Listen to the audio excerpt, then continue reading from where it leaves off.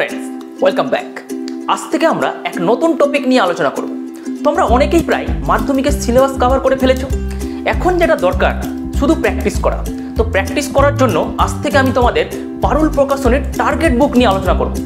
তোমরা যারা মাধ্যমিকে ভালো রেজাল্ট করতে চাইছো এবং যাদের টার্গেট অঙ্কেতে 100 100 পাওয়ার, তাদের জন্য এই বইটি আদর্শ। তো এখানে তোমাদের মোট 37খানা মডেল কোয়েশ্চেন সেট দেওয়া আছে। তো আমরা কি করব, একে একে এই কোয়েশ্চেন সেটগুলো শেষ করার চেষ্টা করব। তো আজ আমরা যেটা শুরু করব সেটা হচ্ছে কি মডেল কোয়েশ্চেন সেট 1। তাহলে বেশি কথা না বলে শুরু করা যাক। শুরু করছি model question set 1, page C35। এই পার্টে আমরা 1, 2 এবং 3 অঙ্কগুলো নিয়ে আলোচনা করব। প্রথমে তোমরা দেখো 1-এর 1 নম্বরের অঙ্ক। এখানে কি বলছে, বার্ষিক 8% সরল সুদে পি টাকার টি বছরের সুদ আই টাকা হলে এখানে 4টা অপশন দেওয়া আছে, কোনটা সঠিক হবে আমাদের বেছে লিখতে হবে। তো দেখো এটা আমরা কিভাবে করব, এখানে আসল দেওয়া আছে, বার্ষিক সুদের হার দেওয়া আছে, সময় দেওয়া আছে এবং সুদও দেওয়া আছে। আমরা সরল সুদের ফর্মুলা জানি।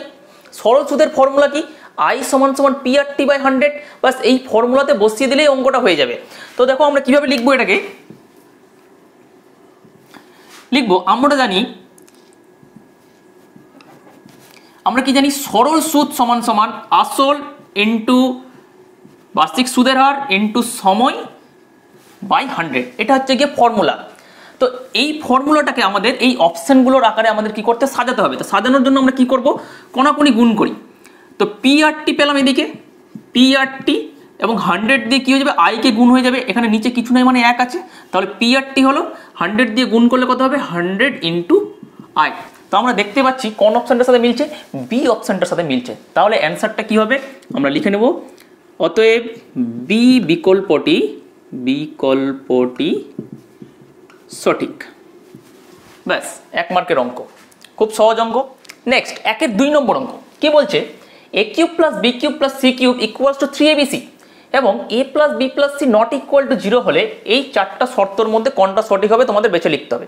দেখো এই অঙ্কটা তোমরা ক্লাস 8-9-এ করেছো, যদিও এই অঙ্কটা হচ্ছে কি 1 মার্কের জন্য বেশ বড় অঙ্ক, তবুও দেখো কিভাবে করতে হবে। দেখো কি দেওয়া আছে, আমাদের দেওয়া আছে a cube plus B cube plus C cube equals to 3abc। তোমরা অষ্টম শ্রেণীতে একটা ফর্মুলা শিখেছিলে, a cube plus B cube plus C cube minus 3abc।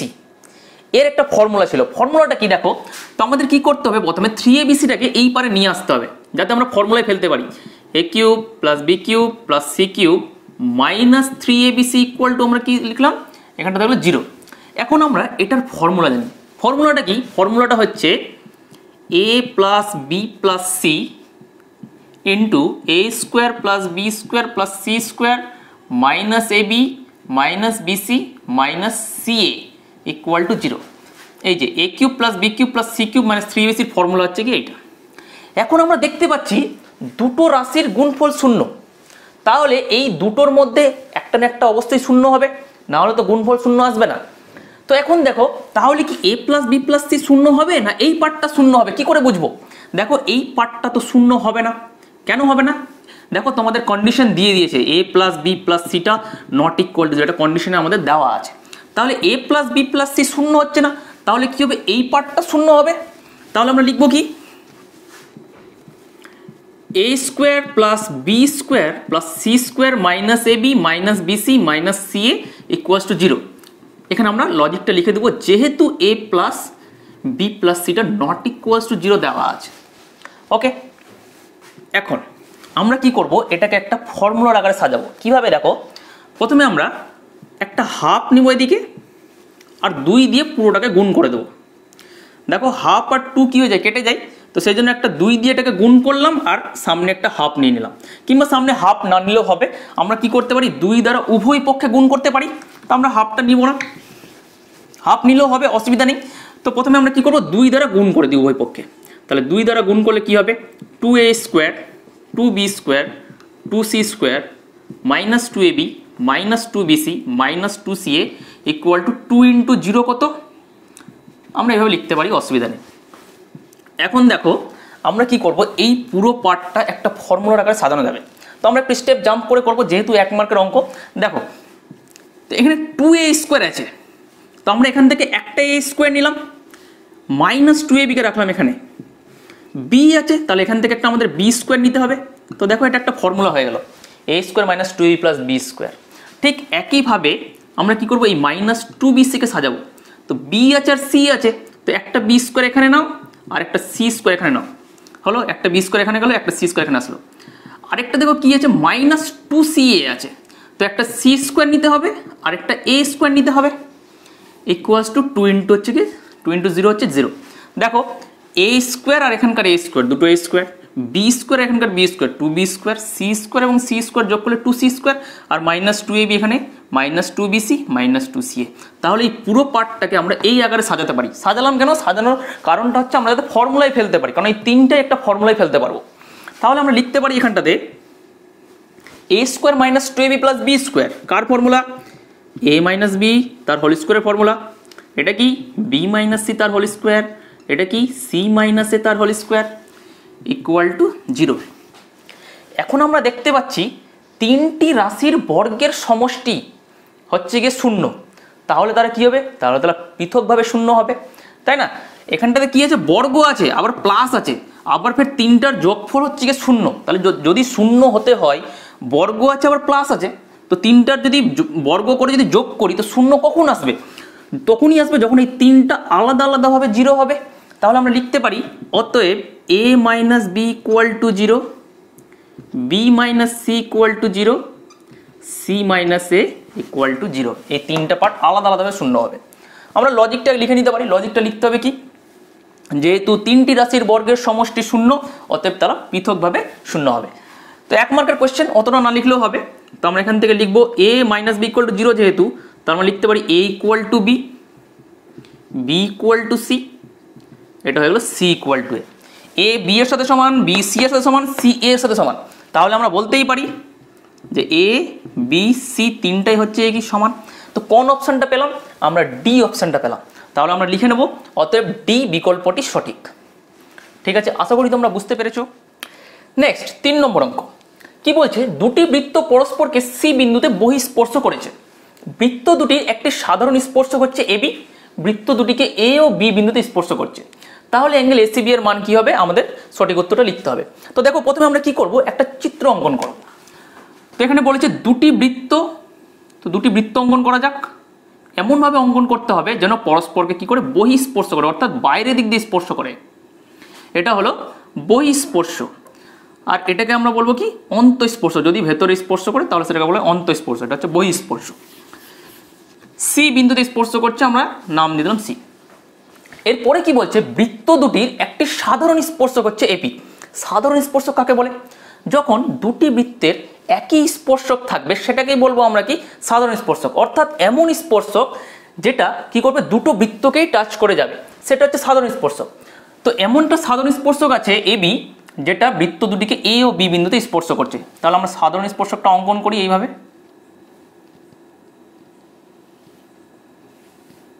আমরা এখানে নাম দিব এ, এখানে বি, এখানে কেন্দ্রটা নিয়ে নিই। যেহেতু এ বি স্পর্শক, দুটি বৃত্তকে এ এবং বি বিন্দুতে স্পর্শ করছে, তো এই হলো চিত্র। এখন আমাদের কি বলেছে, অ্যাঙ্গেল এসিবি এর মান। তাহলে আমাদের কি করতে হবে, এসি যুক্ত করতে হবে এবং বিসি যুক্ত করতে হবে। তো আমাদের বের করতে হবে কোনটা, এই যে অ্যাঙ্গেল এসিবি, এই অ্যাঙ্গেলটা তোমাদের বের করতে হবে। দেখো এটা 1 মার্কের জন্য তোমাদের অনেক বড় অঙ্ক। তোমাদের 217 পেজে, পাঠ্য বইয়ের 217 পেজে 16 দাগের একটা প্রয়োগ আছে, সেই প্রয়োগ থেকেই তোমাদের এই অঙ্কটা দেওয়া হয়েছে। দেখো অঙ্কটি তোমাদের 1 মার্কের জন্য কিভাবে শর্টে করতে হবে তা বলছি। দেখো আমরা প্রথমে কি করব, যেহেতু বৃত্ত দুটি পরস্পরকে একটা বিন্দুতে স্পর্শ করছে, তাহলে সেই বিন্দুতে আমরা কি পাবো, একটা সাধারণ স্পর্শক পাবো। অর্থাৎ মনে করো দুটো বৃত্ত আছে, পরস্পরকে স্পর্শ করেছে, তো তাহলে এই বিন্দু যদি স্পর্শ করে তাহলে দুটোর মধ্যে একটা কি পাবো, একটা সাধারণ স্পর্শক অবশ্যই পাবো। ঠিক আছে, তাহলে আমরা কি করব, সি বিন্দুতে একটা স্পর্শক অঙ্কন করে নেব। এই যে সি বিন্দুতে একটা আমরা সাধারণ স্পর্শক অঙ্কন করলাম। পি কিউ ধরে নিচ্ছি, এটা হচ্ছে পি কিউ। এই পি কিউ ধরে নিচ্ছি এ বি কে টি বিন্দুতে ছেদ করছে। ঠিক আছে, এখন আমাদের কি করতে হবে, এই অ্যাঙ্গেলটা টার্গেট। তো এটা আমরা যে ড্র করলাম, এটা ড্র করলাম কেন, এটা ড্র করার একটা কারণ আছে। দেখো এখানে তোমাদের এটা একটা বৃত্ত, ধরে নাও এটা ও কেন্দ্রীয় বৃত্ত, এটা ও ড্যাশ কেন্দ্রীয় বৃত্ত। ও কেন্দ্রীয় বৃত্তের দেখো বহিস্থ বিন্দু টি আছে না, বহিস্থ বিন্দু টি থেকে বৃত্তের উপর দুটো স্পর্শক আছে, এই যে টি এ এবং টিসি। তোমরা 41 নম্বর উপপাদ্য পড়েছো, যখন কোনো বৃত্তের বহিস্থ বিন্দু থেকে যে দুটি স্পর্শক অঙ্কন করা যায় তাদের দৈর্ঘ্য কি হয়, সমান হয়। 41 নম্বর উপপাদ্য তাই বলছে। তাহলে আমরা বলতে পারি যে ও কেন্দ্রীয় বৃত্তের বহিস্থ বিন্দু হচ্ছে টি, টি থেকে বৃত্তের উপর আমরা দুটো স্পর্শক অঙ্কন করেছি টি এ এবং টিসি, তাহলে এই দুটোর দৈর্ঘ্য কি হবে, সমান হবে, তাই না? স্পর্শকের দৈর্ঘ্য যেহেতু সমান, তাহলে এই দুটো কোণ কি হবে, এই যে এই দুটো কোণ সমান হবে। কেন সমান হবে দেখো, এটিসি ত্রিভুজ নাও, এটিসি ত্রিভুজের দুটো বাহুর দৈর্ঘ্য সমান। কোন ত্রিভুজের দুটো বাহুর দৈর্ঘ্য যদি সমান হয় তাহলে তাদের বিপরীত কোণ কি হবে, সমান হবে। তো ঠিক একইভাবে আমরা দেখতে পাচ্ছি এটিসি ত্রিভুজের এই বাহু এবং এই বাহু সমান, তাহলে তাদের বিপরীত কোণগুলো সমান হবে। তোমরা অষ্টম শ্রেণীতে একটা উপপাদ্য পড়েছো। তাহলে এই কোণটা যদি এক্স হয় তাহলে এই কোণটাও এক্স হবে, এই পার্টটা। ওকে, আশা করি এটা বুঝতে পেরেছো। ঠিক একইভাবে যেভাবে আমরা ও কেন্দ্রীয় বৃত্ত করলাম, এবার ওডেস কেন্দ্রীয় বৃত্তে দেখো টি হচ্ছে বহিস্থ বিন্দু এবং টিসি এবং টিবি হচ্ছে কি দুটো স্পর্শক। ঠিক একইভাবে 41 নম্বর উপপাদ্য অনুযায়ী আমরা বলতে পারি এই টিসি এবং টিবি এর দৈর্ঘ্য সমান, কারণ কোন বৃত্তের বহিস্থ বিন্দু থেকে যে দুটো স্পর্শক অঙ্কন করা যায় তাদের দৈর্ঘ্য সবসময় কি হয়, সমান হয়। তাহলে টিসি আর টিবিটা কি সমান। ঠিক একইভাবে ত্রিভুজের দুটো বাহুর দৈর্ঘ্য সমান হলে তাদের বিপরীত কোণ কি হবে, সমান হবে। তো আমরা দেখতে পাচ্ছি টিসিবি ত্রিভুজের এই বাহু এবং এই বাহু হচ্ছে কি সমান, তাহলে তাদের বিপরীত কোণ কি, সমান। তাহলে এটা যদি ওয়াই হয় এটাও ওয়াই হবে। এখন দেখো কত সহজ হয়ে যাবে।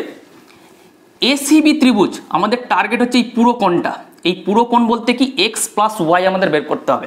এখন দেখো এই এসিবি ত্রিভুজের তিনটা কোণ কি আছে, একটা এক্স, এটা হচ্ছে কি এক্স প্লাস ওয়াই এবং ওয়াই। তা আমরা জানি একটা ত্রিভুজের তিনটা কোণের সমষ্টি কত, 180 ডিগ্রি। তাহলে এই সমস্ত কোণ যোগ করলে কি পাবো আমরা, 180 ডিগ্রি পাবো। তাহলে আমরা লিখতে পারি X plus X Y plus Y, এটি তো হচ্ছে কি এই ত্রিভুজটার পুরো কোণ, কারণ এটা এক্স, এটা এক্স প্লাস ওয়াই, এটা হচ্ছে ওয়াই। এই তিনটা কোণকে যোগ করলে আমরা কি পাবো, 180 ডিগ্রি পাবো।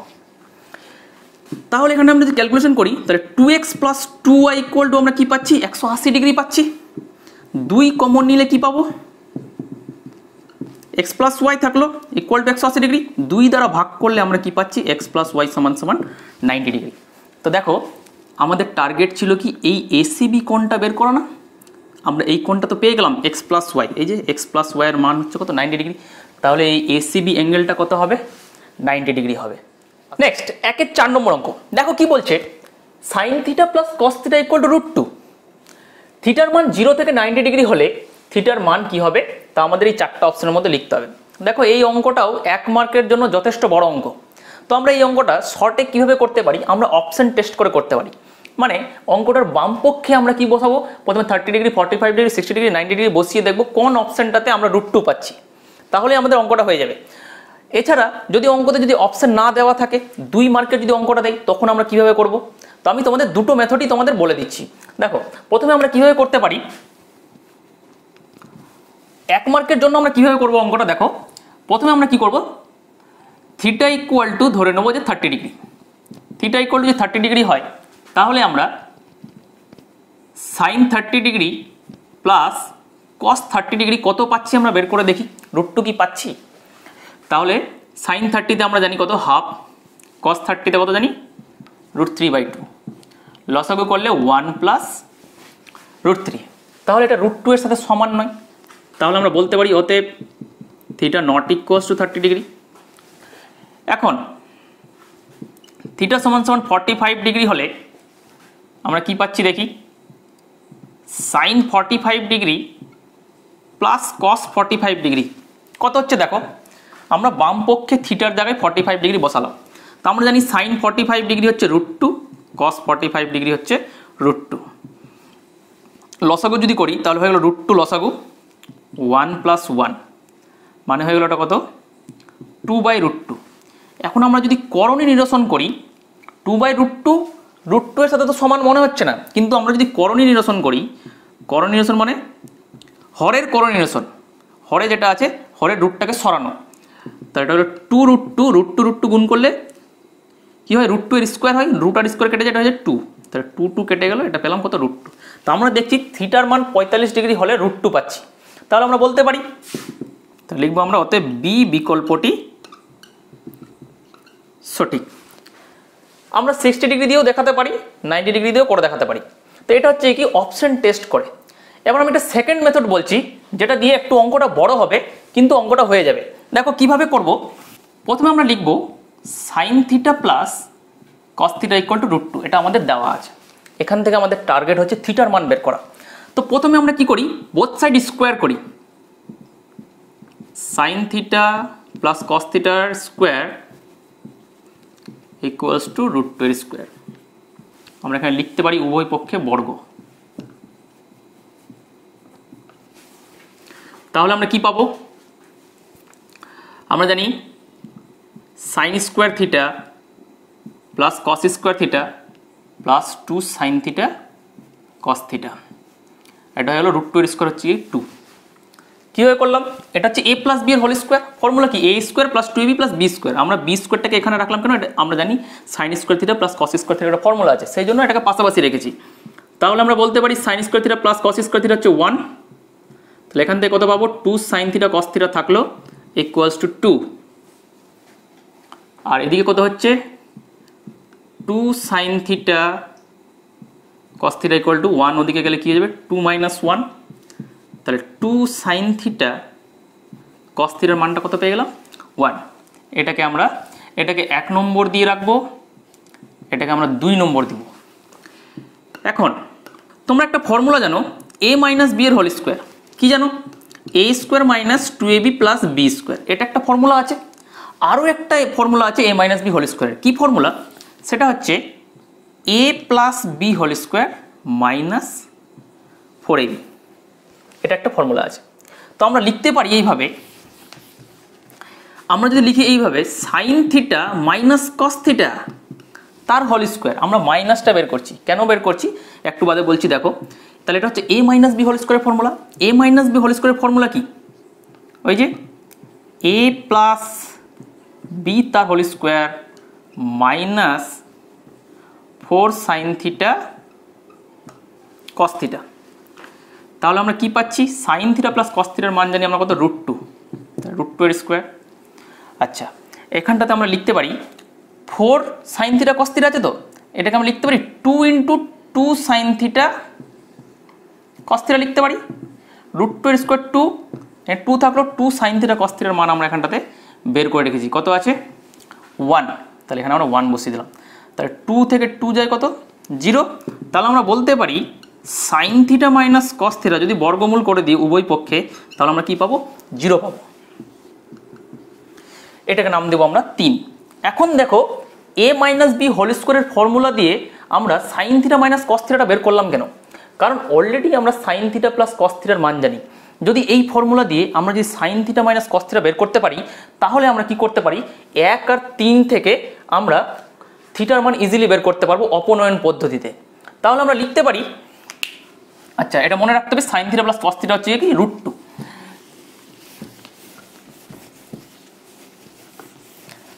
তাহলে আমরা লিখতে পারি 1 + 2 করে পাই।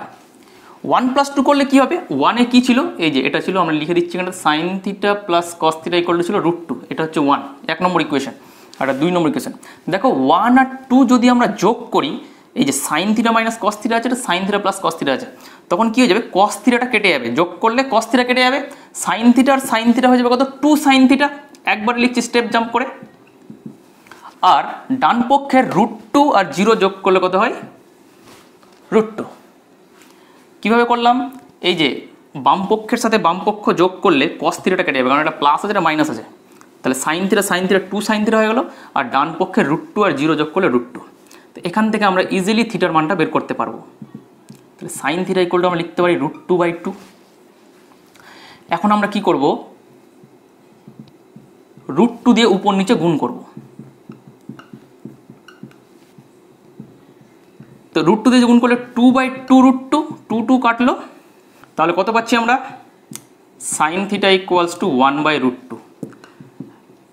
সাইন কততে 1/√2? আমরা জানি সাইন 45-এ 1/√2, তাহলে থিটার মানটা উভয় দিক থেকে যদি সাইন ক্যান্সেল করি, থিটার মানটা হচ্ছে কি 45 ডিগ্রি। তাহলে বি বিকল্পটা হচ্ছে সঠিক। তো 1 মার্কের জন্য এটা যথেষ্টই বড় অঙ্ক।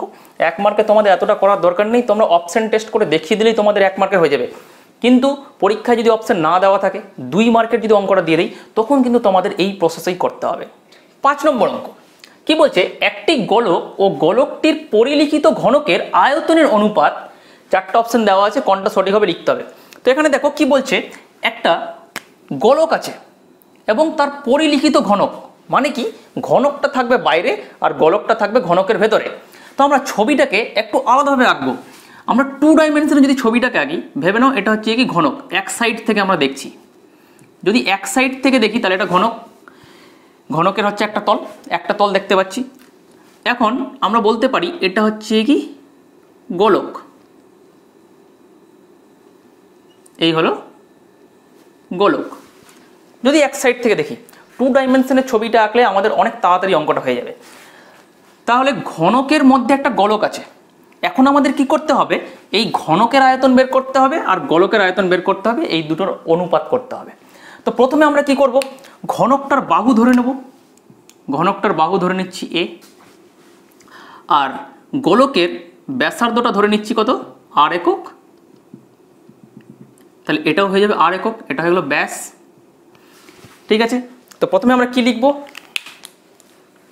ধরি ঘনকটির বাহুর দৈর্ঘ্য সমান সমান কত? a একক ধরে নিলাম, এবং গোলকটির ব্যাসার্ধ সমান সমান r একক। তাহলে আমরা বলতে পারি অতএব গোলক ও ঘনকের আয়তনের অনুপাত সমান সমান, আমরা গোলকের আয়তনের ফর্মুলা জানি। গোলকের আয়তনের ফর্মুলা কি?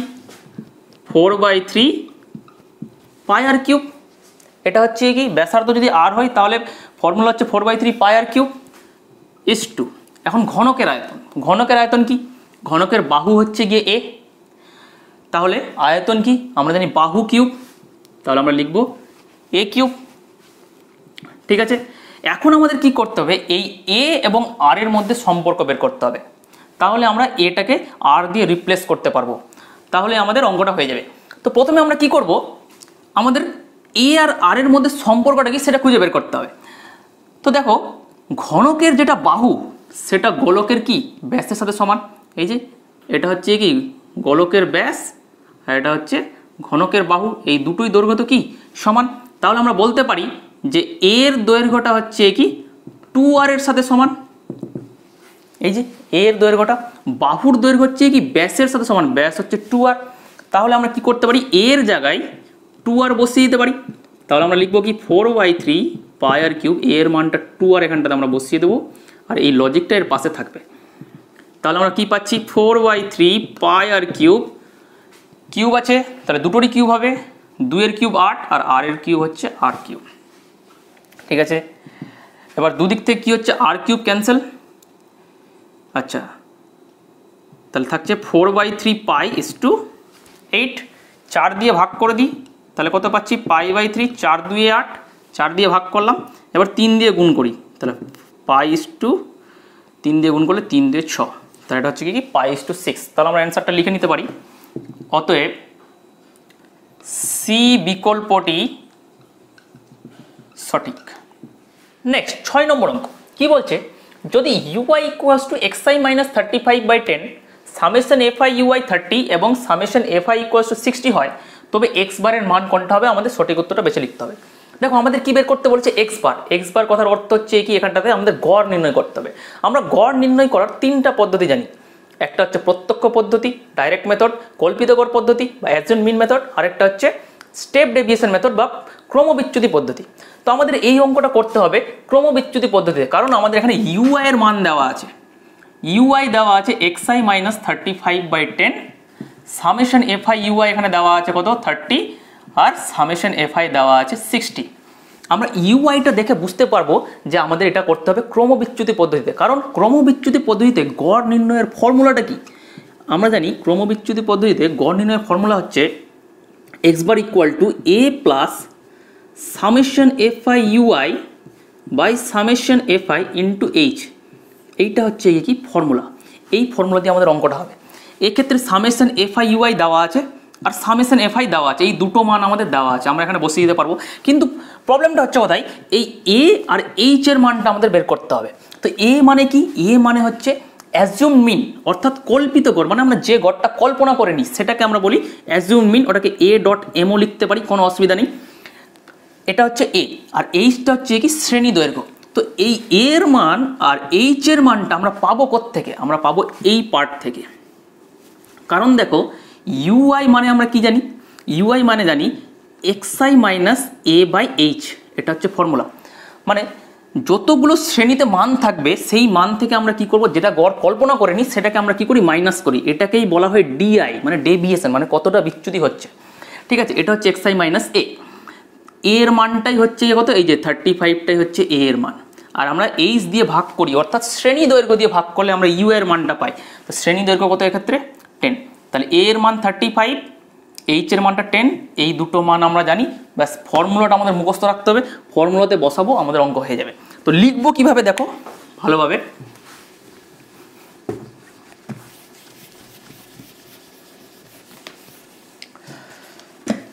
তো আমরা লিখবো এক্ষেত্রে ui equals to xi minus 35/10, অতএব a equals to হলো গিয়ে কত 35 এবং h equals to কত 10। এখানে আমরা কল্পিত গড় লিখে নিতে পারি, এইচটাও আমরা লিখে নিতে পারি শ্রেণী দৈর্ঘ্য, কোনো অসুবিধা নেই। তো এটা হয়ে গেলো, আমরা দুটো মান পেয়ে গেলাম। এবং দেওয়া আছে কত সামেশন এফআই ইউআই দেওয়া আছে কত 30 আর সামেশন এফআই দেওয়া আছে 60। এবার লিখবো, আমরা জানি ফর্মুলাতে বসাবো, আমরা কি জানি এক্স বার হচ্ছে কি A plus summation FI UI by summation FI into H, এটা হচ্ছে ফর্মুলা। তো এর মানটা আমরা বের করেছি কত 35, বসিয়ে দিলাম। সামেশন এফআই ইউআই কত 30, বসালাম।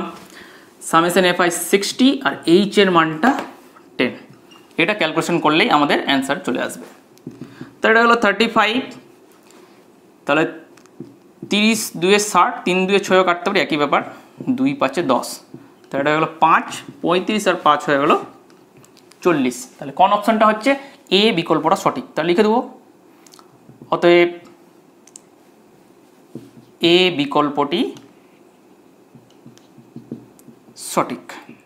নেক্সট আমরা শূন্যস্থানগুলো করব। 2 এর 1 নম্বর অঙ্ক দেখো কি বলছে, পি টাকার বার্ষিক 8% চক্রবৃদ্ধি সুদের হারে অর্জিত সুদ ত্রৈমাসিক হলে n বছরের সমূল চক্রবৃদ্ধি ড্যাশ টাকা। এখন দেখো এখানে আসল দেওয়া আছে পি টাকা। এখন আমরা জানি n বছরের পি টাকার 8% হারে সমূল চক্রবৃদ্ধি কত হয়, আমরা ফর্মুলা জানি p into 1 plus r by 100 to the power n। এটা হচ্ছে পি টাকার n বছরের 8% হারে সমূল চক্রবৃদ্ধি। কিন্তু এখানে দেখো কি বলেছে, পি টাকার বার্ষিক 8% চক্রবৃদ্ধি সুদের হারে অর্জিত সুদ হচ্ছে ত্রৈমাসিক। কিন্তু এখানে সে যে সুদটা পাচ্ছে সেটা ত্রৈমাসিক, অর্থাৎ 3 মাস অন্তর অন্তর সে সুদ পাচ্ছে। তার মানে 12 মাসে 1 বছর, যদি 3 মাস করে পায় তাহলে বছরে কটা পর্ব হবে, বছরে মোট 4টা পর্ব হবে, 3 4 12, তাহলে 4টা পর্বে সে কি পাবে, সুদ পাবে। যেহেতু ত্রৈমাসিক, যখনই 4টা পর্বে হবে তখন ফর্মুলাটা কি হয়ে যাবে, P into 1 plus R by 4 into 100 into 4n, অর্থাৎ টাইমটা কি হয়ে যাচ্ছে, বেড়ে যাচ্ছে, মানে 4টা পর্বে টাইমটা হচ্ছে, আর সুদের হারটা কি হয়ে যাবে 4 ভাগে ভাগ হয়ে যাবে। তাহলে সেক্ষেত্রে আমরা কি করব, 8টাকে 4 দিয়ে ভাগ করব আর nটাকে 4 দিয়ে গুণ করব। এটা হচ্ছে গিয়ে ফর্মুলার পার্থক্য। এটা হচ্ছে n বছরের সমূল চক্রবৃদ্ধি, যদি সুদের পর্ব যদি 4 হয় অর্থাৎ ত্রৈমাসিক হয়, মানে 3 মাস অন্তর অন্তর যদি সুদ পাই, তাহলে সেক্ষেত্রে ফর্মুলাটা কি হয়ে যাবে, আমাদের 8টাকে 4 দিয়ে ভাগ করতে হবে আর nটাকে 4 দিয়ে গুণ করতে হবে। ঠিক একইভাবে যদি সুদের পর্ব যদি 2 হয় অর্থাৎ 6 মাস অন্তর অন্তর যদি সুদ পাই তাহলে সেক্ষেত্রে ফর্মুলাটা কী যাবে পি ইন্টু 1 প্লাস পর্ব যত হবে 8টাকে তত দিয়ে ভাগ আর এনটাকে তত দিয়ে গুণ। এটা হচ্ছে এই 6 মাস অন্তরের ক্ষেত্রে। আর 3 মাস অন্তরের ক্ষেত্রে ফর্মুলাটা কি এই যে এটা। তাহলে আমরা শূন্যস্থানে কি লিখব এই ফর্মুলাটাকে লিখব। নেক্সট 2 নম্বর অঙ্ক কি বলছে 3:5 অনুপাতটি ট্রিপ্লিকেট হলো। দেখো 3:5 একটা অনুপাত দেওয়া আছে, এর ট্রিপ্লিকেট মানে কি ট্রিপ্লিকেট রেশিও বের করতে হবে। দেখো 4টা টার্ম আছে, আমি বলে দিচ্ছি কি কি। একটা হচ্ছে এই প্রথমে হচ্ছে ডুপ্লিকেট, একটা হচ্ছে ডুপ্লিকেট রেশিও, তারপরে ট্রিপ্লিকেট রেশিও, তারপর সাব ডুপ্লিকেট রেশিও, আর একটা হচ্ছে সাব ট্রিপ্লিকেট রেশিও। তো এখন দেখো মনে করো কোন একটা অনুপাত আছে A:B, আমরা জানি এটা পূর্বপদ এটা উত্তরপদ। এখন ডুপ্লিকেট রেশিও কি হবে, এই অনুপাতটা ডুপ্লিকেট রেশিও কোনটাকে বলবো যখন আমরা এই অনুপাতের দুটোই পদকে কি করব বর্গ করে দেবো। তাহলে A²:B², এটা হচ্ছে A:B এর ডুপ্লিকেট রেশিও। আমরা উভয় পদকে যদি বর্গ করি তাহলে আমরা ডুপ্লিকেট রেশিও পাই। আর ট্রিপ্লিকেট মানে কি 3 কিউব করতে হবে, এটা হচ্ছে ট্রিপ্লিকেট রেশিও। এবার হচ্ছে সাব ডুপ্লিকেট মানে হচ্ছে বর্গমূল, মানে √A/√B। আর সাব ট্রিপ্লিকেট মানে হচ্ছে কি কিউব রুট করতে হবে, √A √B। এই হচ্ছে কি 4টা ফর্মুলা, এটা তোমাদের মনে রাখতে হবে। তো এখানে আমাদের কোনটা অঙ্ক দিয়েছে, এই অঙ্কটা দিয়েছে, ঠিক আছে। তো ট্রিপ্লিকেট মানে কি 3:5 এর ট্রিপ্লিকেট রেশিও কি হবে, আমরা কি করব কিউব করে দেবো দুটোই পদকে। তাহলে কত পাবো 27, 5 × 25 × 5 125, 27:125। এটা হচ্ছে কি ট্রিপ্লিকেট রেশিও। তাহলে তোমরা অ্যান্সারটা লিখে নেবে 3:5 অনুপাতটির ট্রিপ্লিকেট হলো 3³ = 27:125। এটাই হচ্ছে অ্যান্সার, এটাই শূন্যস্থানে বসবে। নেক্সট 3 নম্বর অঙ্ক কি বলছে ত্রিভুজ ABC এর কোণ C সমকোণ। সমকোণ বলতে কি 90 ডিগ্রি, অর্থাৎ যেটা ত্রিভুজ দেওয়া আছে সেটা সমকোণী ত্রিভুজ। তো প্রথমেই আমরা কি করব একটা সমকোণী ত্রিভুজ অঙ্কন করে নিই। এই যে এটাকে ধরে নিই C, যেহেতু Cটা সমকোণ বলা আছে তাহলে Cটা আমাদের 90 ডিগ্রি ধরতে হবে। এটা A এটা B, তাহলে ABC একটা সমকোণী ত্রিভুজ পেলাম। এখন কি দেওয়া আছে AC = √3BC, অর্থাৎ AC এর যা দৈর্ঘ্য BC এর দৈর্ঘ্যের √3 গুণ। এখন আমরা যদি BCটাকে x ধরে নিই তাহলে ACটা পেয়ে যাব না, কারণ আমাদের দেওয়া আছে কি ACটা দেওয়া আছে √3BC। তাহলে আমরা যদি ধরে নিই যে BCটা হচ্ছে কি x, তাহলে আমরা ACটা তো বলতে পারবো √3x। তাহলে ACটা হয়ে গেল কি √3x, BCর জায়গায় x বসালে আমরা কি পেয়ে যাবো √3x পেয়ে যাবো। এখন AC পেয়ে গেলাম, BC পেয়ে গেলাম। এখন আমাদের বের করতে হবে কি অ্যাঙ্গেল ABC বের করতে হবে, অর্থাৎ এই কোণটা আমাদের বের করতে হবে, এই যে B কোণটা। এখন দেখো এটা হচ্ছে সমকোণী ত্রিভুজ, এটা হচ্ছে সমকোণ, সমকোণের অপোজিটটা হচ্ছে কি অতিভুজ। এখন আমাদের বলতে হবে এই B কোণের সাপেক্ষে কোণটা লম্ব আর কোণটা ভূমি। দেখো B কোণটা যে বাহুর সাথে লেগে থাকবে সেটাকে বলবো আমরা কি ভূমি, আর এই কোণের অপোজিটটা হচ্ছে কি লম্ব। তাহলে B কোণের সাপেক্ষে এটা হয়ে গেল লম্ব, এটা B কোণের সাপেক্ষে, আর এইটা হয়ে গেল কি ভূমি B কোণের সাপেক্ষে। তাহলে আমরা ABC সমকোণী ত্রিভুজ থেকে বলতে পারি, তাহলে আমি লিখব ABC সমকোণী ত্রিভুজ থেকে পাই কি বলতে পারি, আমরা জানি লম্ব বাই ভূমি কি হয়, আমরা জানি AC এই যে লম্ব বাই BC, লম্ব বাই ভূমি মানেই কি আমরা জানি tan। কোন অ্যাঙ্গেল সাপেক্ষে, এই অ্যাঙ্গেলের সাপেক্ষে B অ্যাঙ্গেলের সাপেক্ষে, B মানেই কি ABC।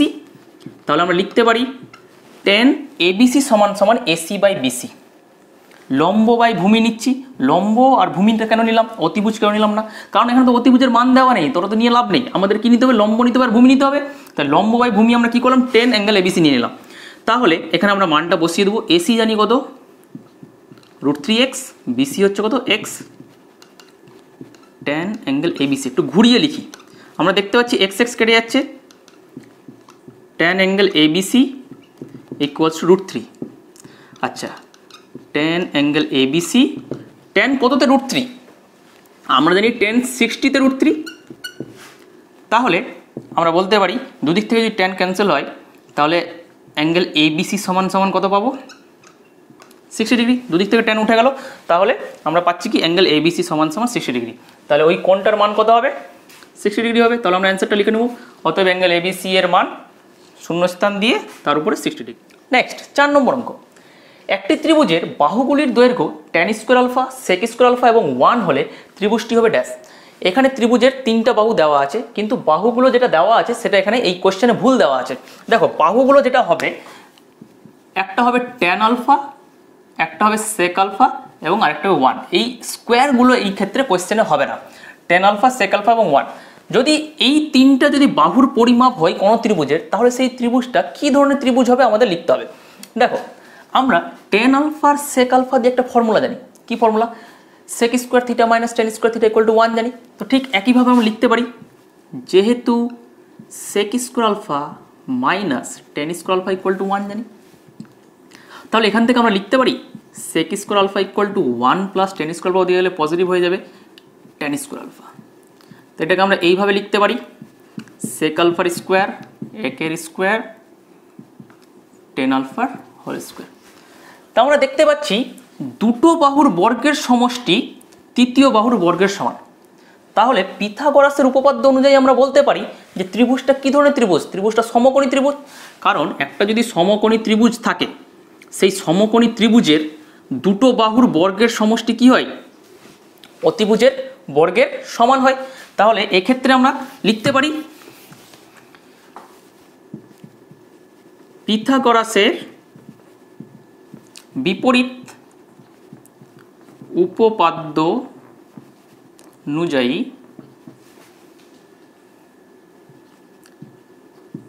ত্রিভুজটি একটি কি সমকোণী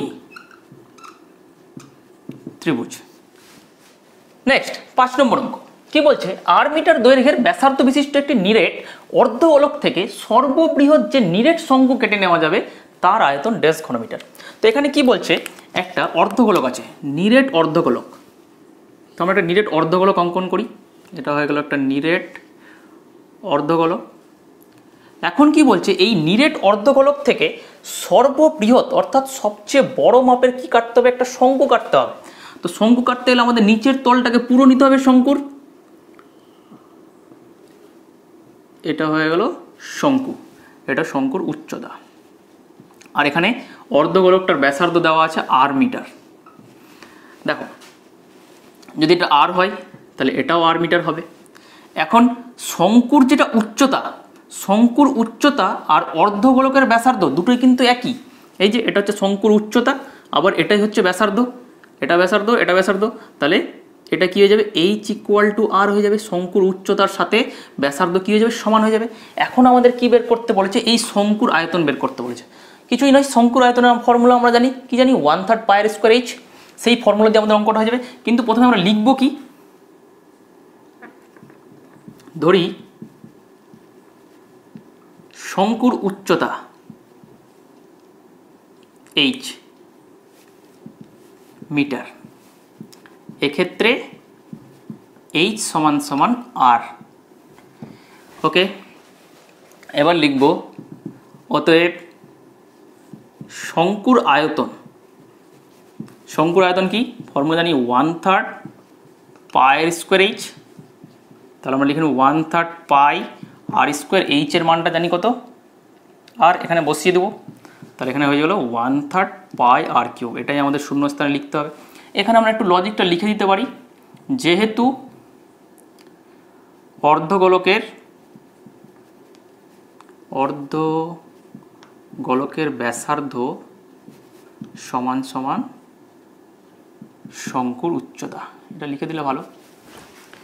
তাহলে এইভাবে লিখতে হবে। আমরা পুরো অ্যান্সারটা কিন্তু লিখতে হবে শেষের দিকে, পুরোটা লিখে শূন্যস্থান দিয়ে এত ঘনমিটার। নেক্সট 6 নম্বর অঙ্ক। প্রথম n সংখ্যক স্বাভাবিক সংখ্যার গড় 15 হলে n এর মান ড্যাশ। দেখো প্রথম n সংখ্যক স্বাভাবিক সংখ্যা বলতে কি? মানে 1 2 3 4 করে চলতে থাকবে n পর্যন্ত। n এর মান এখানে যে কোনো কিছু হতে পারে, 100 200 1000 1 লাখ 1 কোটি, যে কোনো কিছু হতে পারে। তো প্রথম n সংখ্যক স্বাভাবিক সংখ্যার গড় দেওয়া আছে 15। এখন আমরা গড় মানে জানি, গড় মানে কি, যতগুলো সংখ্যা সবগুলোকে যোগ আর মোট সংখ্যা দিয়ে ভাগ, ভাগ করলে আমরা কি পেয়ে যাই, গড় পেয়ে যাই। তাহলে আমরা লিখতে পারি প্রথম n সংখ্যক স্বাভাবিক সংখ্যার গড় আমরা জানি কত, n সংখ্যা মানে 1 থেকে শুরু, সবগুলো কি করতে হবে, যোগ করতে হবে। 1 2 করে চলছে কতদূর পর্যন্ত, n পর্যন্ত, 1 + 2 + 3 + এভাবে চলবে n পর্যন্ত। গড় মানে হচ্ছে যতগুলো সংখ্যা সবগুলোকে যোগ, যোগ করে মোট সংখ্যা দিয়ে ভাগ। মোট কতগুলো সংখ্যার বের করছি আমরা, n সংখ্যক, তো তাহলে n দিয়ে ভাগ, তাহলে এটা হয়ে গেল n সংখ্যক স্বাভাবিক সংখ্যার গড়। এটারই মান দেওয়া আছে 15। তাহলে আমরা লিখতে পারি শর্তানুসারে 1 + 2 + ... n by n = 15। এখন এই প্রথম n সংখ্যক স্বাভাবিক সংখ্যার সমষ্টির একটা ফর্মুলা আছে, মানে 1 2 এরকম করতে করতে n পর্যন্ত যদি যোগ করি, এর একটা ফর্মুলা আছে। ফর্মুলাটা হচ্ছে n × n + 1/2। এটা হচ্ছে গিয়ে ফর্মুলা। তো এই ফর্মুলাটাই কি করব, আমরা এখানে বসিয়ে দেবো, এর জায়গাতে বসিয়ে দেবো। তাহলে আমরা লিখতে পারি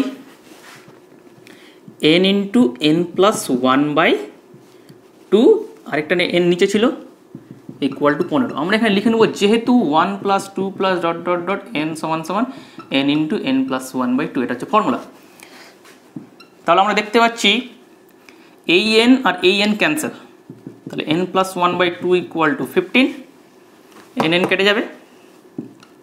তাহলে এখান থেকে কত পাচ্ছি, n + 1 = 15 দিয়ে কোনাকুনি গুণ করব, 30 হবে। তাহলে n এর মানটা 30 - 1, তাহলে n = 29। তাহলে n এর মান হচ্ছে কত, 29 লিখে নেব। অতএব n এর মান 29। আমাদের পুরোটাকে লিখে শূন্যস্থানে 29 বসাতে হবে অ্যান্সার শেষের দিকে। 3-এর 1 নম্বর অঙ্ক, রহিম 9টি সংখ্যার গড় নির্ণয় করতে গিয়ে একটি সংখ্যা ভুল করে 46-এর পরিবর্তে 64 লেখায় সংখ্যাগুলির গড় হয় 50, সঠিক গড় হলো 48। এটা সত্য না মিথ্যা আমাদের বলতে হবে। দেখো কি বলছে, 9টা সংখ্যা আছে, তো রহিম কি করছে, 9টা সংখ্যার গড় নির্ণয় করতে গিয়ে এর মধ্যে একটা সংখ্যা হবে 46, কিন্তু সে সেই জায়গায় লিখে দিচ্ছে কত, 64। এর ফলে গড়টা কত হচ্ছে, গড়টা চেঞ্জ হয়ে যাচ্ছে 50। তো সঠিক গড়টা কত হবে, সেটা কি 48 হবে, সেটা আমাদের লিখতে হবে। তো প্রথমে আমরা কি করব, 64 সহ বাকি 8টা সংখ্যা আমরা ধরে নেব। কিভাবে ধরবো, দেখো আমরা লিখব, ধরি 9টি সংখ্যা হলো x1 x2 x8, মানে x1 x2 করে 8টা হলো, আর সে তো 64 লিখেছে, সেজন্য 64টা লিখলাম। এখন আমাদের এই সংখ্যাটির গড় বের করতে হবে। এই সংখ্যাটির গড় কত হবে, সংখ্যাগুলোর যোগফল মোট সংখ্যা দিয়ে ভাগ। যতটি সংখ্যার আমরা গড় বের করব সবগুলোকে যোগ করতে হবে, আর যতটি সংখ্যা থাকবে তত দিয়ে ভাগ করলে আমরা গড় পেয়ে যাব। এখন এই গড়টারই মান দেওয়া আছে কত, 50 দেওয়া আছে। তাহলে আমরা লিখতে পারি শর্তানুসারে আমরা লিখতে পারি এই সংখ্যাগুলোর গড় কত হবে, x1 + x2, মোট 8টা সংখ্যা এখানে যোগ করলাম, আরেকটা ভুল করে 64 লিখেছে সেটা লিখলাম, বাই 9। মোট সংখ্যা কটা, 9টা সংখ্যা, সমস্ত সংখ্যাকে যোগ মোট সংখ্যা দিয়ে ভাগ, এটাই হচ্ছে কি এই 9টা সংখ্যার গড়। আর এই 9টা সংখ্যারই গড় দেওয়া আছে কত, 50। তাহলে আমরা লিখে নিই এটা 50, তাই না?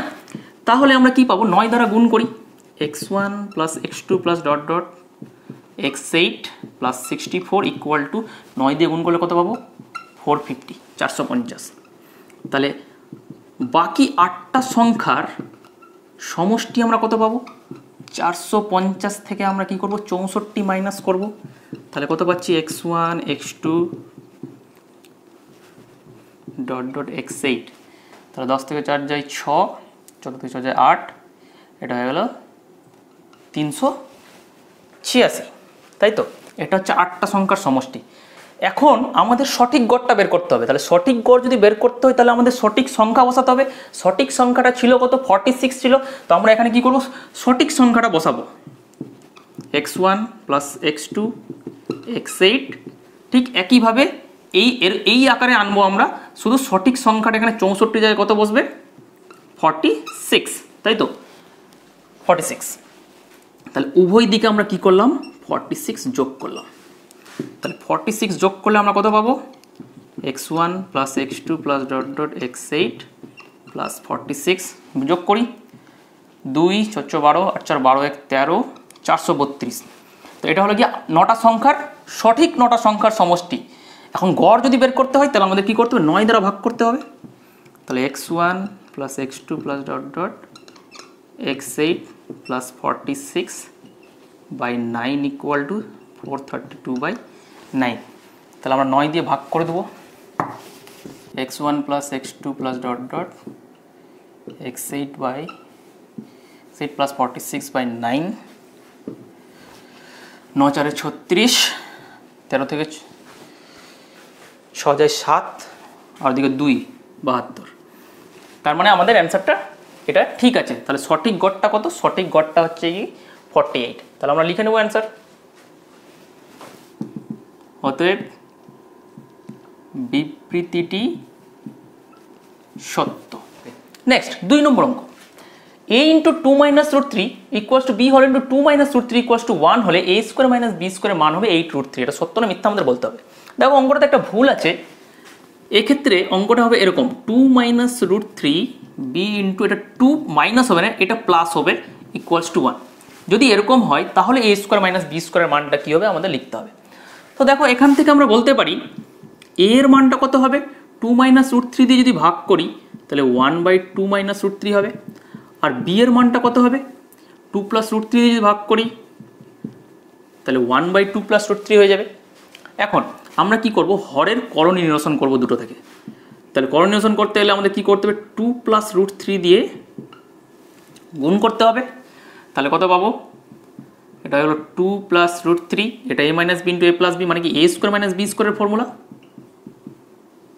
তাহলে এটা পাচ্ছি 2 প্লাস রুট 3, 2 এর স্কোয়ার 4 আর রুট 3 স্কোয়ার হচ্ছে 3, এটা হলো 1 মানে এটা হচ্ছে কত 2 প্লাস রুট 3। ঠিক একইভাবে এটা কি পাবো উপর নিচে অনুবন্ধী করণী দিয়ে গুণ করব। অনুবন্ধী করণী দিয়ে গুণ করলে কত হবে উপরটা 2 মাইনাস রুট 3 থাকলো a plus B into a minus B, formula কি ওই একই a square minus B square. 4 মাইনাস 3 1 নিচে না লিখলেও চলবে, এটা হলো 2 মাইনাস রুট 3। তাহলে a আর b এর মান পেয়ে গেল। এখন আমরা a স্কোয়ার মাইনাস বি স্কোয়ারে বসিয়ে দেবো, দেখি কি পাই। তাহলে কত হচ্ছে a এর মান হচ্ছে 2 plus root 3 square minus b এর মানটা 2 মাইনাস রুট 3 স্কোয়ার। এখন দেখো এটা একটা ফর্মুলা আছে a plus B whole square minus a minus B whole square. কার ফর্মুলা 4ab এর ফর্মুলা। তাহলে 4a মানে কত 2, b মানে হচ্ছে রুট 3। তাহলে 4 2 8 8 রুট 3। নেক্সট 3 নম্বর অঙ্ক, ত্রিভুজ ABC এর অ্যাঙ্গেল ACB সমকোণ হলে AB square minus BC square equal two AC square হবে। এটা সত্য না মিথ্যা বলতে হবে। তো দেখো এখানে বলেছে কি একটা ত্রিভুজ আছে ABC যার ACBটা হচ্ছে সমকোণ। সমকোণ মানে কি জানি আমরা 90 ডিগ্রি, তার মানে ত্রিভুজটা সমকোণী ত্রিভুজ আছে। তো আমরা একটা সমকোণী ত্রিভুজ প্রথমে অঙ্কন করে নিই। অ্যাঙ্গেল ACBটা দিয়েছে সমকোণ, তাহলে C কোণটা হচ্ছে 90 ডিগ্রি, তাই তো। তাহলে এটাকে আমরা ধরে নিই C, এটা A, এটা C, এটা B, তাহলে ACBটা হচ্ছে সমকোণ। এখন আমরা জানি সমকোণী ত্রিভুজের ক্ষেত্রে পিথাগোরাসের সূত্র হয়। পিথাগোরাসের সূত্র অনুযায়ী আমরা কি বলতে পারি লম্ব স্কোয়ার প্লাস ভূমি স্কোয়ার ইকুয়ালস টু অতিভুজ স্কোয়ার, এটা জানি আমরা পিথাগোরাসের উপপাদ্য অনুযায়ী। এখন আমাদেরকে এটাকে সাজাতে হবে, আমরা ওই আকারে সাজাতে পারছি কিনা সেটা আমাদের দেখতে হবে, যে AB square minus BC square equal two AC স্কোয়ারের আকারে সাজাতে পারছি না আমাদের দেখতে হবে। তো আমরা দেখতে পাচ্ছি AC স্কোয়ারটা সমান চিহ্নের ওদিকে আছে মানে আলাদা আছে, তো AC স্কোয়ারটাকে আমরা আলাদা করি। তাহলে BC স্কোয়ারটাকে ওদিকে নিয়ে যাই, তাহলে AB square minus BC square, ঘুরিয়ে লিখি AB square minus BC square equal two AC square. তাহলে আমরা দেখতে পাচ্ছি বিবৃতিটা কি, বিবৃতিটা হচ্ছে কি সত্য। তাহলে বিবৃতিটি আমরা লিখব কি সত্য। 4 নম্বর অঙ্ক, sine square 5 degree plus sine square 10 degree plus sine square 15 degree plus dot dot plus sine square 85 degree এর মান হচ্ছে 16/1/2। এটা সত্য না মিথ্যা আমাদের বলতে হবে। তো দেখো এখানে দেওয়া আছে এই যে সাম এদের যে যোগফল সেটা কি 16/1/2 হবে। তো দেখা যাক ক্যালকুলেশন করে। দেখো কিভাবে করব, আগে ব্যাপারটা বুঝে নিই। দেখো প্রথমে আছে 5 10 15 20 এইভাবে চলছে। কত দূর পর্যন্ত চলছে 85 পর্যন্ত চলছে। 85-র আগের সংখ্যাটা কি হবে 5 করে গ্যাপ আছে, তাহলে 85-র আগে কি হবে 80 হবে, তার আগেরটা কত হবে 75 হবে, এইভাবে চলবে, তাই না? এক সময় কি হবে মাঝখানে কি থাকবে 20 যেতে যেতে এক সময় আসবে 40 আসবে, 40-এর পর 45 আসবে, তারপরে আসবে কত 50, এইভাবে চলবে, তাই তো? এটা হচ্ছে গিয়ে সিরিজটা। এখন দেখো আমাদের কি করতে হবে, যেটা কাজ সেটা হচ্ছে 5-এর পূরককোণ কত। 5-এর পূরককোণ হচ্ছে আমরা জানি দুটো সংখ্যার সমষ্টি যদি 90 ডিগ্রি হয় সেটাকে পূরককোণ বলা হয়। তাহলে 90 থেকে যদি আমরা 5 বাদ দিই তাহলে 85 হবে। তো আমরা কি নেব 5-এর সাথে 85-র জোড়া নেব, যেটা যার পূরককোণ সেই হিসাবে কি করতে হবে পেয়ার করতে হবে। তাহলে 10-এর সাথে কার পেয়ার হবে 80-র হবে। ঠিক এইভাবে চলতে থাকবে, 15-র সাথে 75, 20-র সাথে 70, মানে যোগ করে 90 হতে হবে। তাহলে 40-এর সাথে কত যাবে 50, শুধু একা পড়ে থাকবে কত 45। তো এইভাবে আমরা কি করব জোড়া জোড়া করে সংখ্যাগুলো আগে লিখে নেব। তাহলে প্রথমে আমরা কি লিখব, সাইন স্কোয়ার 5 ডিগ্রির সাথে কত যাবে সাইন স্কোয়ার 85 ডিগ্রি যাবে, আমরা একটা জোড়া পেলাম। এবার সাইন স্কোয়ার 10 ডিগ্রির সাথে কত যাবে, এর আগেরটা যাবে কত সাইন স্কোয়ার 80 ডিগ্রি, যোগ করে 90 আসতে হবে, তাহলে হয়ে যাবে প্লাস ডট ডট, এটা লেখার দরকার নেই, এইভাবে চলবে। লাস্ট টার্মটা কত থাকবে sign square 40 degree plus sine square 50 degree থাকবে, আরও একটা টার্ম পড়ে থাকবে কত লাস্ট যেটা পড়ে থাকবে সাইন স্কোয়ার 45 ডিগ্রি, এর কোনো জোড়া পাওয়া যাবে না কারণ এর মিডিলে থাকবে। এখন আমরা কি করব, এই কোণগুলোর যে কোনো একটা কোণের, প্রত্যেক জোড়ার যে কোনো একটা কোণের পূরককোণ নেব, মানে পূরককোণে কনভার্ট করব। তাহলে আমরা কি পাবো সাইন স্কোয়ার 5 ডিগ্রি আছে, সাইন স্কোয়ার 85 ডিগ্রির পূরককোণ কত আমরা জানি sine square theta. Sine theta মানে কি আমরা ফর্মুলা জানি, সাইন থিটা হচ্ছে কি কস 90 মাইনাস থিটা, এটা জানি পূরককোণের ফর্মুলা। তাহলে স্কোয়ারটা যেরকম আছে থাক, এটা হয়ে যাবে কি কস 90 মাইনাস থিটা, এই যে formula sine theta cos 90 minus theta, স্কোয়ারটা যেরকম আছে সেরকম থাকলো। ঠিক একইভাবে এটাও লিখতে পারবো, এটা যেরকম আছে থাক cos 90 minus theta plus dot dot sine square 40 degree plus cos square 90 minus 50 degree. আর সাইন স্কোয়ার 45 ডিগ্রি আমরা মান জানি কত জানি 1/√2, তার স্কোয়ার আছে স্কোয়ার দিয়ে দিলাম। এখন এখান থেকে আমরা কি পাচ্ছি সাইন স্কোয়ার 5 ডিগ্রি কস স্কোয়ার 90 থেকে 85 যায় কত 5, একই কোণের আকারে প্রকাশ করলাম, তো এটাও 5 ডিগ্রি এটাও 5 ডিগ্রি হলো। ঠিক একইভাবে এটা কত পাবো সাইন স্কোয়ার 10 ডিগ্রি 90 থেকে 10 যায়, 90 থেকে 80 যায় কত 10, dot dot sine square 40 degree 90 থেকে 50 যায় কত 40, আর 1/√2 তার স্কোয়ার মানে হচ্ছে কত হাফ। এখন আমরা sine square theta plus cos square থিটার ফর্মুলা কি জানি 1 জানি, তাহলে এটাও 1 এটাও 1, এইভাবে চলবে। তাহলে এটার মান 1 এটারও মান 1 ডট ডট ডট এটারও মান 1, কটা 1 হবে মোট কতগুলো 1 হবে এখানটাতে আমরা কত পাচ্ছি 5, 10, 15, 20 করে যাবে কত দূর পর্যন্ত 40 পর্যন্ত। তাহলে 5 8 40, তাহলে কত যাবে মোট কটা 1 হবে 8টা হবে, 5, 10, 15, 20, 25, 30, 35, 40, 8টা হচ্ছে। তাহলে এখানে লিখব 8টি পদ পর্যন্ত আরেকটা হাফ ছিল। এটা এইভাবে না লিখে আমরা 8টা 1ও লিখতে পারি, কোনো অসুবিধা নেই। তাহলে এখানে কত পাচ্ছি আমরা 8টা 1 যোগ করলে 8 হয়, এটা হয়ে গেল হাফ। তাহলে এটা হচ্ছে 8 পূর্ণ 1/2। তাহলে আমাদের অপশানে দেওয়া আছে কত, অপশানটা নয় যেটা মান দেওয়া আছে 16 পূর্ণ 1/2, তাহলে আমরা পেয়েছি কত 8 পূর্ণ 1/2। তাহলে আমরা লিখে নেব অতএব বিবৃতিটি মিথ্যা। আশা করি বুঝতে পেরেছো। নেক্সট 5 নম্বর অঙ্ক। কি বলছে, গোলকের আয়তন ও বক্রতলের সাংখ্যমান সমান হলে গোলকটির ব্যাস 3 একক। সত্য না মিথ্যা বলতে হবে। তো প্রথমে আমরা কি করব, ব্যাসার্ধটা ধরে নিই। ধরি গোলকটির ব্যাসার্ধ সমান সমান r একক, এটা ধরে নিই। ঠিক আছে, তাহলে শর্তানুসারে আমরা বলতে পারি গোলকের আয়তন আর বক্রতলের সাংখ্যমানটা হচ্ছে সমান। তো গোলকের আয়তন আমরা জানি কি 4/3 পাই আর কিউব, আর বক্রতলের ক্ষেত্রফল হচ্ছে কি 4 পাই আর স্কোয়ার। এই দুটোর মান হচ্ছে কি সমান। তো এখন যদি সমান হয় তাহলে এখান থেকে আমরা ব্যাসার্ধটা পেয়ে যাবো। কীভাবে পাবো, আমরা দেখতে পাচ্ছি 4 পাই দিয়ে ভাগ করলে 4 পাই কেটে যাচ্ছে, এখানে দুটো আর, এখানে 3টে আর, দুটো আর কেটে যাচ্ছে, তাহলে পরে থাকছে r/3 ইকুয়াল টু 1। 4 কাটলো, পাই কাটলো, আর স্কোয়ার কেটে গেল, তাহলে আর এর মানটা কত পেলাম 3। তার মানে অতএব বিবৃতিটি কি সত্য। ওকে, লাস্ট অঙ্ক দেখো কি বলছে, 6, 5, 7, 4, 12, 9, 8, 13, 15 এই তথ্যের মধ্যমা হচ্ছে 12। এটা সত্য না মিথ্যা বলতে হবে। তো সিম্পলি আমাদের কি করতে হবে, এই সংখ্যাগুলোর আমাদের মধ্যমা বের করতে হবে। তো মধ্যমা আমরা কিভাবে বের করব, প্রথম মধ্যমা বের করার জন্য প্রথম আমাদের যেটা দরকার সেটা হচ্ছে সংখ্যাগুলোকে আগে বড় থেকে ছোট কিংবা ছোট থেকে বড় সাজিয়ে নেব। আমরা ছোট থেকে বড় সাজাবো। তো আমরা লিখব সংখ্যাগুলিকে মানের ঊর্ধ্বক্রম অনুসারে, ঊর্ধ্বক্রম মানেই হচ্ছে ছোট থেকে বড় সাজিয়ে পাই।